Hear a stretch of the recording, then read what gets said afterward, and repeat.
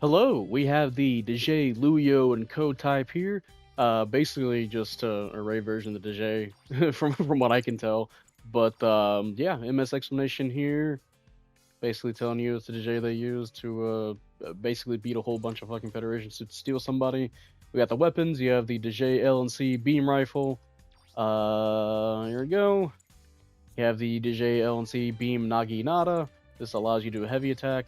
And yeah, no other alternative weapons here for the primaries. And you have the head mounted Vulcan Type 3 and the Searchlight, which is basically just a flash. And for skills, you have Assault Booster level 3, High Performance Balancer level 1, Maneuver Armor level 2, Force Injectors level 2, Melee Combo Controller level 2, 3 melee attacks, heavy attack level 1, leg shock absorber level 3, flight control program level 3. You have 1 dodge roll, anti blast stabilizer, special back add on buffer level 3. That's 30% when you get shot. I'm assuming on your fins and not just the backpack, right? That'd be really lame. Optimized cooling efficiency level 1. Whenever you're thrusting or you're jumping, boosting or jumping, you'll take 10% off your initial consumption. Special leg buffer level 2, and pursuit melee auxiliary program, which some people have gotten used to this skill by now, where there's also a range version of it where you'll just do more damage, 15% more damage on opponents that are on the ground. And yeah, this is a raid, by the way, and yeah, very, very basic kit. I'm kind of surprised. I don't remember exactly when this was released, but I mean, still kind of surprised this wasn't a lower cost or maybe even had a better typing, because this thing is very, very bare bones. But it does have one thing going for it, and that's a lot of melee damage potential. So, yeah, we got the beam rifle. And yeah, it's not even a lot of damage on the beam rifle. I mean, look what happens when we shoot the Palestine, which not even 2,000 damage, right? And we can charge this up, and we'll shoot 2 shots. So, yeah, if you want to get that, I'm pretty sure it'll probably stun accumulate somebody that has maneuver armor or something if both shots hit, maybe close to that. You have Vulcans. This will take 25 hits to stun. Probably not going to use them in the Palestine because Palestine, I'm pretty sure, has damage control. If not, you can look at that on the regular Dijeh here. So it takes a while to stun, so not the most reliable, but you can use it to maybe perhaps finish off low health enemies or, try to go after pilots, right? But we do have, the twin beam sword here, the Naginata, 3 melee swings. And of course, the downswing is also going to be just the regular Dijeh downswing here. I do wish they gave us like a second melee attack where maybe the you notice how in the icon, the picture icon for this suit, only 1 beam's emitting. It'd be cool if maybe that was like a second melee weapon, just to kind of give it something else, Yeah, here's the heavy attack, by the way, which I recommend don't use this just willy-nilly because it's really easy to counter. It's very long-winded. By the way, that would have done 17k because I had to remake this video, unfortunately. So yeah, if it does 17k on a Kaplant, then that would just straight up kill the support. So yeah, the heavy attack damage is really high. However, it is very, very easy to either whiff or just get countered while using it. So you have to be really, really careful how you want to approach with this. Or, you can just spam it, how a lot of people do with their their heavy attack suits, right?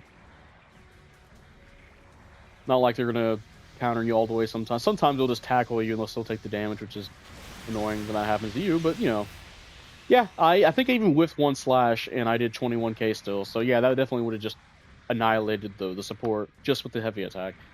So yeah, pretty good. Oh, and you do have the Searchlight here, which again is just the Dawn Flash, basically. You can also boost while using it.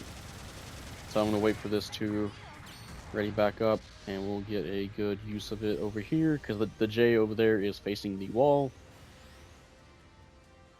Typically you want to shoot somebody who's facing the wall, not try to blind them, so...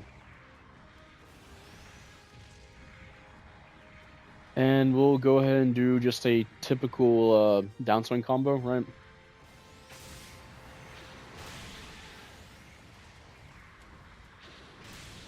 So I mean, typical downswing combo will just half health a support, and you know this is just using the regular. I have not modified this suit at all. Like this is just regular stats. So yeah, if you're gonna go for a melee build, which is probably recommended, yeah, you'll do a lot of damage to supports, and yeah, it's just a get in, get out kind of. Jesus Christ, kind of suit it seems.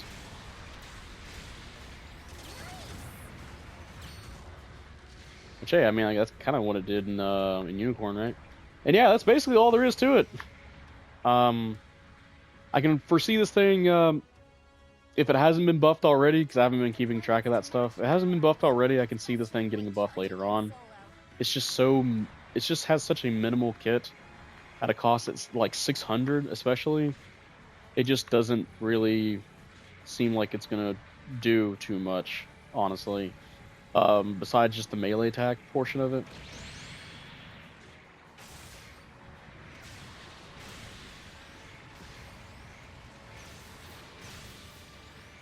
So there you go. You probably want to do something like that. Do your neutral and downswing. Um, yeah, just not a lot of kit. You do have 2 stuns, which is nice, but that's pretty typical nowadays. You do have one that you can use while boosting, and yeah, maybe they can buff this by giving it, like, you know, a double dodge roll, or I don't know. You know that one skill that was given to the EX Gundam, one from the Netflix show. Maybe they could have gave that to this or something. I don't know, something to kind of help it out, right?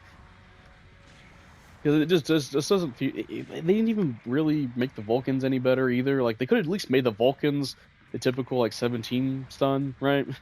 Or maybe a really fast firing rate, or even faster, right?